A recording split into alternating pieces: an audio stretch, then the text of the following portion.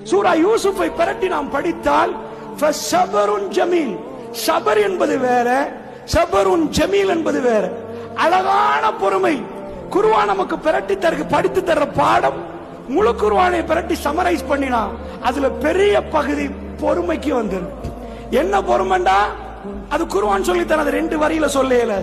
பொறுமையை பத்தி அல்லாஹ் இவ்வளவு பக்கம் பிரட்டினா அது என்ன பொறுமை என்பதை படிச்சு இந்த இடத்துல பொறுமையோட நடக்கிற நேரம் நன்றி உணர்வு நமக்கு வெளிவர ஆரம்பிக்கும்.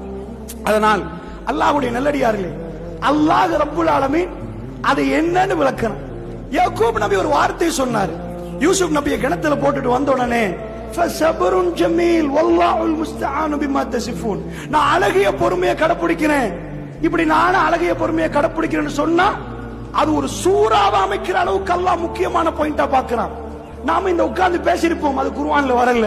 ஜனாதிபதி மார்ல அறிக்கை விட்டிருப்பாங்க, அது குர்ஆன்ல வரல. மன்னாதி மன்னர்கள் பேசுறது குர்ஆன்ல வரல.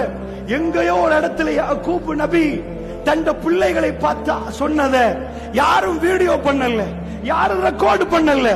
உலக அழிவு வரைக்கும் அதை ஓதினால் இபாதத் என்று சொல்லுகிற அளவுக்கு அல்லாஹ் ரப்புல் இஸ்ஸா அதை பாதுகாக்கிறான் என்றால் அவருடைய கல்பு எப்படி நொந்திருக்கும். அந்த வார்த்தையை சொல்லுவது சாதாரணமானது இல்லை.